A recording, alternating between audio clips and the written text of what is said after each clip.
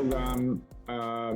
It's an MSc program, master level program, but most of our students are kind of directly from that's the majority of our population, right? The students that come directly from the bachelor program. And like Nora said, they have sometimes difficulty in kind of applying the more theoretical concepts that we teach them into practical applications.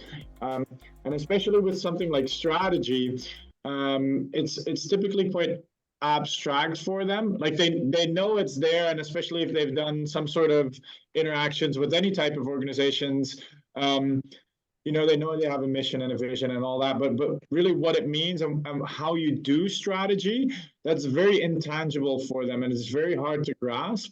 So I was looking for a setup that would allow me to have them actually experience that. How can you experience strategy and strategic management, right? Well, the main way of doing that is actually doing it. But getting 100 students to shadow, a top executive of the healthcare organizations here in the region is going to be a logistical nightmare. So the main thing was really, like Nora said, trying to get them to experience what we're teaching them, rather than just telling them, oh, this is, how you do some sort of competitive analysis or whatever. Really having them do it. And that's also, I think, where it shows whether we've taught them well and whether they really grasp what we're teaching them. So that's, I think, the main reason for me in why I've worked with the sim and why I've kept working with the sim, because the students absolutely love it. Fantastic. Very good. And Nora, how about you? Why did you decide to incorporate business simulation games into your programs? Well, as I've already said, I think it's a great way to give students applied skills and take and move from theory to practice in the classroom in a very timely way. So I mean, we're using now this particular one around healthcare heroes in a number of courses. So we're using it with our MBA students as well as our MSc students in global healthcare management.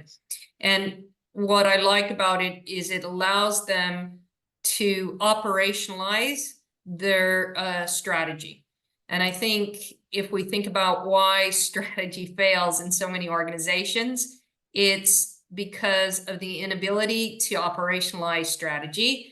It also allows them to see the relationships between the kind of strategic decisions that they make and then how they translate into monetary decisions for driving the success of the organization. And again, I think strategy can often feel very abstract to students.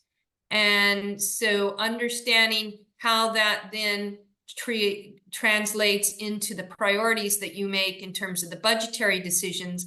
And of course, in this particular game, things like, infection control and beds and, staff and the type of staffing decisions, all of that is very important. And it gives students confidence in what they're learning. So I particularly like that ability of using this as an applied strategy tool.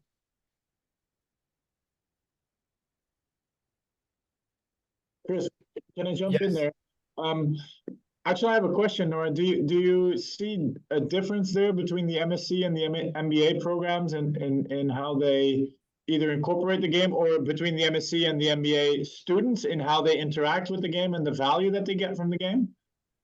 Yeah, definitely. I think the MSc students, we get a lot of MSc students who are coming straight out of a bachelor's degree. So for them, it's very valuable just to give them tangible, practical skills. We actually don't mark them on the performance in the game. We mark them in terms of their reflections on how they performed in the game. And I think that's also very important, kind of focusing on lessons learned.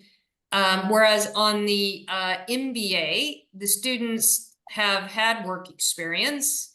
They tend to be much more focused on how they perform, and they get much more a depth, I would say, in the game, in terms of really how they go about it, the way they strategize. So that kind of competitive element is much more important to their learning than I would say it is to the MSc students. So that's the other thing. You know, the game is the game, but it's how, you know, different groups playing the game can then mold it around their learning.